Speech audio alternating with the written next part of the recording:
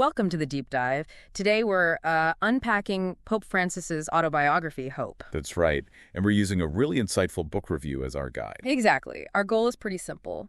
Get you the core insights into his life, his vision. Without making it feel like homework, just the key takeaways, Yeah, quick and thorough. So right off the bat, the review mentions this book is deeply personal. Oh, absolutely. That comes through strongly. Is described as very reflective, tracing his life chronologically. From his family's roots in Italy, their move to Argentina. His childhood in Buenos Aires, finding his vocation all the way to, well, becoming Pope. Sounds very human, full of personal stories. Definitely. The reviewer emphasizes that aspect. And one early theme that really stands out is his family's experience as migrants. Ah, right. And the review connects that directly to his views today, doesn't it? It does.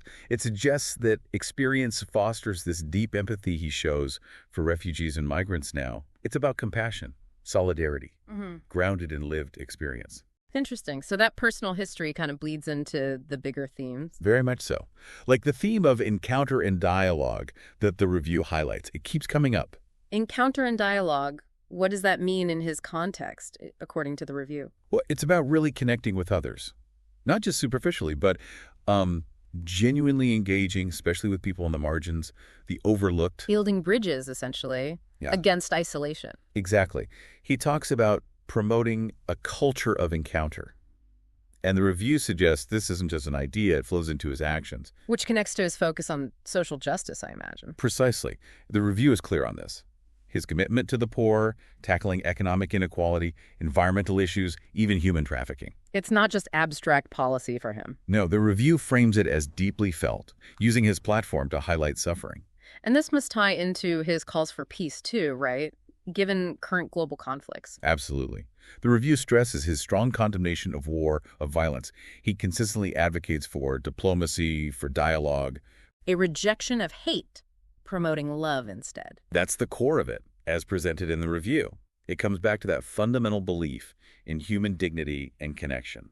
So how does all this translate into his vision for the church itself? What did the review say? It paints a picture of a church that's meant to be a servant to humanity, open, inclusive, engaged with the world's problems. Not withdrawn or isolated. Right. And the review briefly mentions his reform efforts within the Vatican, too, aiming for more transparency, accountability. Okay, and it's not just history or theology. The review notes he engages with very current issues. Yeah, that's quite striking. Things like the rise of authoritarianism, the ethics around AI, globalization. He addresses them head-on in the book. Apparently so. The reviewer highlights his candid approach to these big contemporary questions. It keeps the book relevant. Let's talk about the title, Hope. How is hope presented? The review sees the whole book as a testament to hope, but not a passive kind. It's portrayed as an active virtue, meaning it requires action, engagement, persistence, even when things look bleak. Hope is something you do. I like that, an active virtue. Does the review mention any particularly revealing personal details? It does mention he includes reflections on his own papacy, and, interestingly, gives some insight into the conclave that elected him. Oh, really? That's quite personal. Yeah, the reviewer suggests that level of sharing adds a unique layer to the book. So, summing up the review's take, it sounds like this autobiography is meant as a kind of legacy. That seems to be the conclusion, yes. A legacy of hope, a spiritual and moral testament for the future. So, pulling it all together from our dive into this review, Hope gives us Pope Francis, the person, reflecting on his journey. Right, and using that journey to make a powerful case for encounter, for justice, for peace.